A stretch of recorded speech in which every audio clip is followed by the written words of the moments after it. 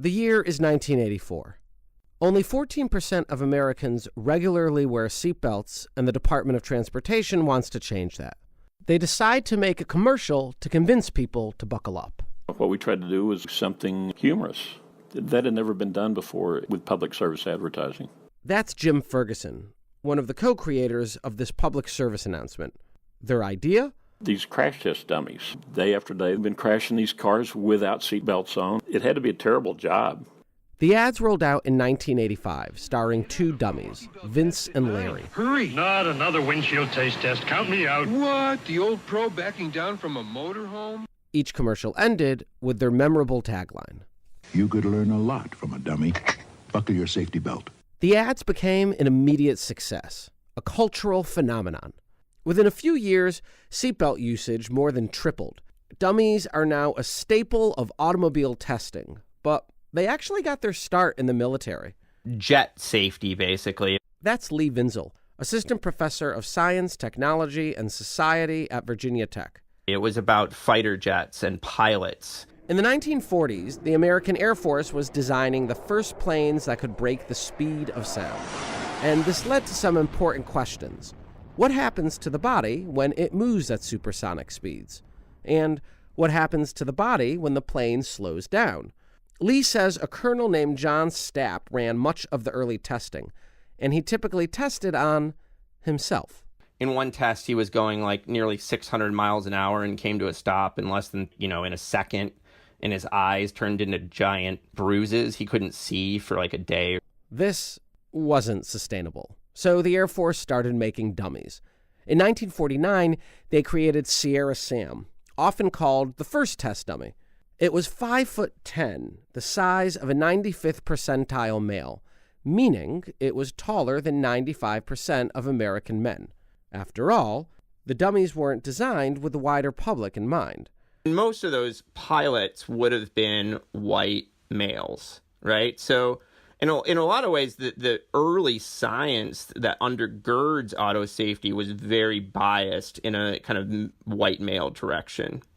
In the 1950s, car manufacturers began their own crash testing. At first, they used male and female dummies, but by the 1970s, only male dummies were used. Federal car crash testing didn't mandate female dummies until 2011, and even then, female dummies are almost never in the driver's seat for front crash tests that give cars their safety ratings. Moreover, the dummies themselves aren't ideal. This is not actually an anthropometrically correct female crash test dummy. It's just a scaled down male dummy. That's Caroline Criado Perez, author of the new book, Invisible Women, Exposing Data Bias in a World Designed for Men. And of course, women aren't just scaled down men. We differ in various ways. We have different pelvises. We have different muscle mass distribution.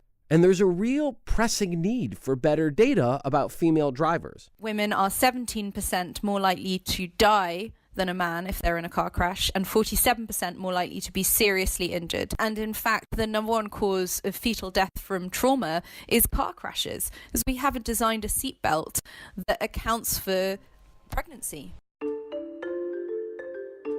Now, these other vehicles we've got here, this is from a very special crash test. I went to visit the Insurance Institute of Highway Safety, a nonprofit crash tester founded and funded by auto insurance companies. You've seen their safety rankings in TV commercials. Their test center rotates between 23 different dummies. Dummies are expensive, $200,000 a pop. And, obviously, they need a lot of maintenance. This morning, a team finalizes preparation for a front impact research test. It takes 2 days to set up the car. There's an average-sized male in the driver's seat, along with another average-sized male and small female in back. Does it look reasonable on the chart? The Institute began using female dummies for side crash testing in the late 1990s, but they too also only use male dummies in the driver's seat for front crash testing. Here's Mike Chacon, Senior Director of Crashworthiness Evaluations. We added more test scenarios, more crash-type scenarios, but we haven't changed the dummies. Do you guys ever use pregnant dummies? No, we have not used pregnant dummies. We have used children, though. We do have child dummies. I head to the other end of the 600-foot runway to watch a perfectly fine 2019 Corolla meet an untimely end at 40 miles an hour.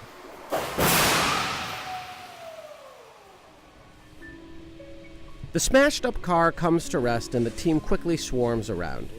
The vehicle's emergency response gives the proceedings a gentle soundtrack, as Mike and others take detailed notes.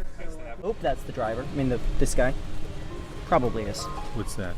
Raul Arbelais is the vice president of the Institute, and I asked him why females aren't used as drivers in front crash testing. We believe that there are some optimizations that can probably be made, but what we're finding overall is that improvements that have been made for mid-sized male dummies have also helped females. There's another reason why researchers are reluctant to change. They worry about the impact on data analysis. We want to compare every vehicle using the same test mode and impact points, and even the way we position the dummies. If we were to change things now, it is very difficult to compare the overall risk of a vehicle 5 years from now from a vehicle several years before, because we again have lost that correlation. Caroline, who writes about bias in design, is not convinced. I've heard that so often.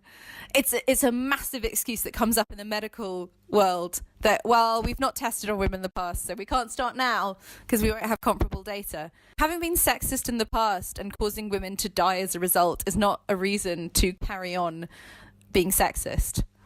Humanetics, America's only crash test dummy manufacturer, is currently developing a new dummy, the Thor series. This newer series will more accurately depict female body structure. That is to say, Thor will have an anatomically correct female pelvis.